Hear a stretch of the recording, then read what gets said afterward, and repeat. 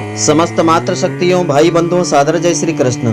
फाल्गुन मास शुक्ल पक्ष की अमल की एकादशी का व्रत श्रद्धा पूर्वक विधि पूर्वक करने से और इसकी पावन व्रत कथा श्रवण करने से सभी देवताओं का आशीर्वाद मिलता है, समस्त पापों का नाश होता है, जो भी मनोकामना होती है श्री हरि की कृपा से वह पूर्ण हो जाती है। तो मित्रों, आज आपको हम बताएंगे कि फाल्गुन मास शुक्ल पक्ष की अमल की एकादशी का व्रत इस वर्ष 2023 में कब रखा जाएगा, इस व्रत का क्या खास महत्व होता है, वह भी आज आपको हम बताएंगे।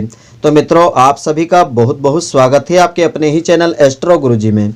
यदि आपने अभी तक हमारे चैनल को सब्सक्राइब यदि नहीं किया हो तो अभी सब्सक्राइब कर लें और बेल आइकन को अवश्य दबाएं, जिससे हमारे अगले आने वाले नए वीडियो की नोटिफिकेशन सबसे पहले आपके पास पहुंचे। आप नित्य नई नई ज्ञानवर्धक जानकारियाँ व नित्य का राशिफल हमारे चैनल से प्राप्त करते रहें। तो हिंदू पंचांग के अनुसार फाल्गुन माह के शुक्ल पक्ष की एकादशी तिथि को आमल की एकादशी का व्रत रखा जाता है। इस दिन भगवान विष्णु जी और आंवले के पेड़ की पूजा की जाती है। आंवले के पेड़ को आदि पेड़ कहा जाता है, क्योंकि जब सृष्टि की रचना के लिए ब्रह्मा जी की उत्पत्ति हुई थी तभी भगवान विष्णु जी ने आंवले के पेड़ की भी उत्पत्ति की थी। तो आंवले के पेड़ को देव वृक्ष कहा जाता है, क्योंकि उसमें देवताओं का वास होता है।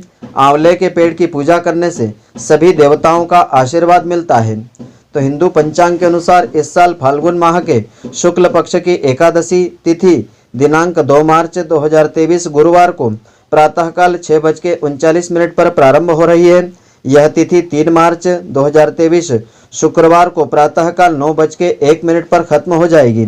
ऐसे में उदयात तिथि के अनुसार आमल की एकादशी का व्रत दिनांक 3 मार्च 2023 शुक्रवार के दिन रखा जाएगा। तो 3 मार्च को आमल की एकादशी व्रत की पूजा आप प्रातः काल में कर सकते हैं, क्योंकि इस दिन सुबह से लेकर शाम तक सौभाग्य नाम का योग है। उसके बाद से शोभन योग आरंभ हो जाएगा। इस दिन आप प्रातःकाल 6:45 से दिन में 11:06 तक भगवान विष्णु जी की पूजा अर्चना कर सकते हैं। तो अमल की एकादशी व्रत पारण का समय 4 मार्च को प्रातःकाल 6:44 से आरंभ होकर के प्रातःकाल 9:03 के मध्य तक आपको इस व्रत का पारण करना चाहिए। इस दिन द्वादशी तिथि का समापन दिन में 11:43 पर होगा। तो 3 शुभ योग में अमल की एकादशी का व्रत रहेगा। अमल की एकादशी के दिन 3 शुभ योग बन रहे हैं। प्रातःकाल 6:45 से सर्वार्थ सिद्धि नाम का योग प्रारंभ होगा और दोपहर 3:43 तक रहेगा। इस दिन सौभाग्य योग प्रातःकाल से लेकर शाम के 6:45 तक रहेगा। उसके बाद शोभन योग आरंभ हो जाएगा। तो अमल की एकादशी के दिन स्वर्ग और पृथ्वी की भद्रा है। भद्रा स्वर्ग में प्रातःकाल 6:45 से सुबह 8:58 तक है। उसके बाद से पृथ्वी पर उसका वास रहेगा। भद्रा का समापन प्रातःकाल 9:11 पर होगा।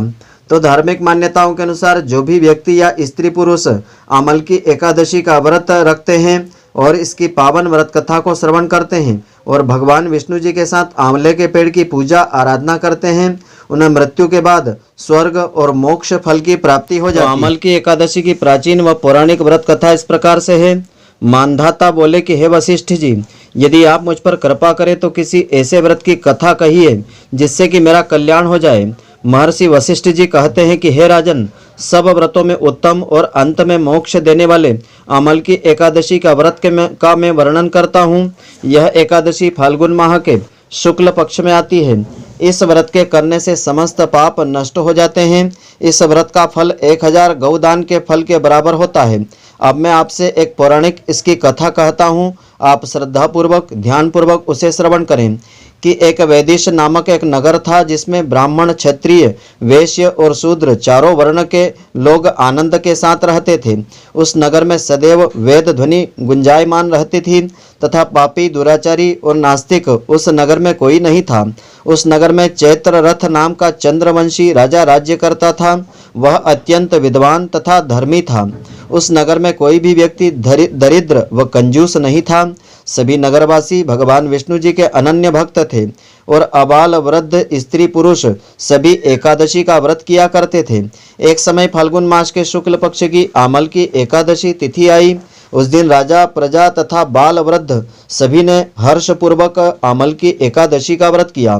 राजा अपनी प्रजा के साथ मंदिर में जाकर के पूर्ण कुंभ स्थापित करके धूप दीप नैवेद्य पंचरत्न आदि से धात्री यानी आंवले का पूजन करने लगे। इस प्रकार स्तुति करने लगे कि हे धात्री, तुम ब्रह्म स्वरूप हो, तुम ब्रह्मा जी द्वारा उत्पन्न हुए हो और समस्त पापों का नाश करने वाला हो, तुमको नमस्कार है। अब तुम मेरा अर्घ्य स्वीकार करो। तुम श्री रामचंद्र जी द्वारा सम्मानित हो, मैं आपकी प्रार्थना करता हूँ, अतः आप मेरे समस्त पापों का नाश करो। तो उस मंदिर में सबने रात्रि में जागरण भी किया था। रात के समय वहाँ एक बहेलिया आया जो अत्यंत पापी और दुराचारी भी था। वह अपने कुटुंब का पालन जीव हत्या करके किया करता था। भूख और प्यास से व्याकुल वह बहेलिया इस जागरण को देखने के लिए मंदिर के ही एक कोने में बैठ गया और भगवान विष्णु तथा एकादशी महात्म्य की कथा को श्रद्धापूर्वक सुनने लगा। इस प्रकार अन्य मनुष्यों की भांति उसने सारी रात जागरण करके बिताई थी। प्रातःकाल होते ही सब लोग अपने घर को चले गए तो बहेलिया भी अपने घर को चला गया। घर जाकर के उसने भोजन किया। कुछ समय बीतने के पश्चात उस बहेलिये की मृत्यु हो गई, मगर उस आमल की एकादशी के व्रत तथा जागरण से उसके प्रभाव से उसने राजा विदुरथ के घर में जन्म लिया और उसका नाम वसुरथ रखा गया।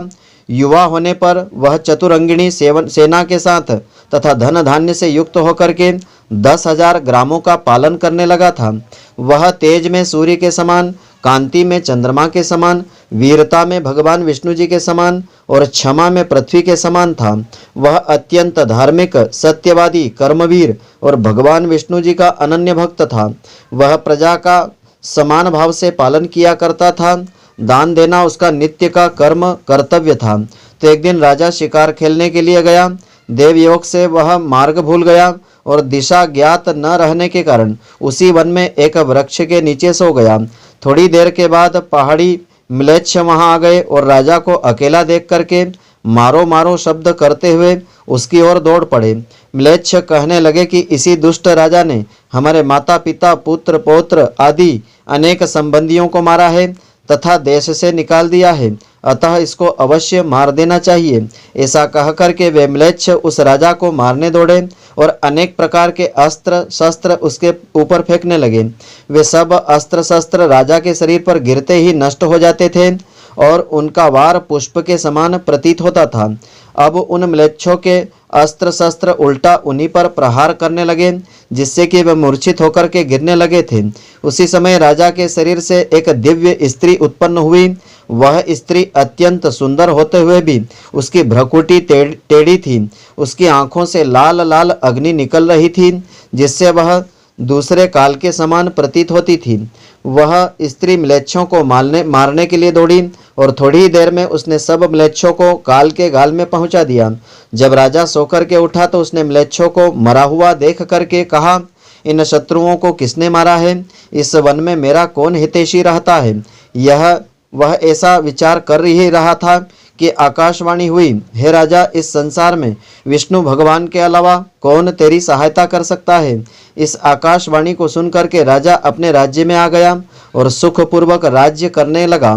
महर्षि वशिष्ठ जी आगे कहते हैं कि हे राजन, यह आमल की एकादशी के व्रत का प्रभाव था। जो मनुष्य इस आमल की एकादशी का व्रत करते हैं, जो भी स्त्री पुरुष इसका व्रत करते हैं, श्रद्धा पूर्वक इसकी पावन व्रत कथा को श्रवण करते हैं, वे प्रत्येक कार्य में सफल होते हैं और अंत में स्वर्ग और विष्णु लोक को चले जाते हैं। तो मित्रों, आशा करता हूँ कि आपको हमारी यह ज्ञानवर्धक जानकारी पसंद आई होगी। यदि आपको पसंद आई हो तो आप हमारे वीडियो को लाइक व शेयर अवश्य करें। धन्यवाद। जय श्री कृष्ण मित्रों, फिर मिलेंगे।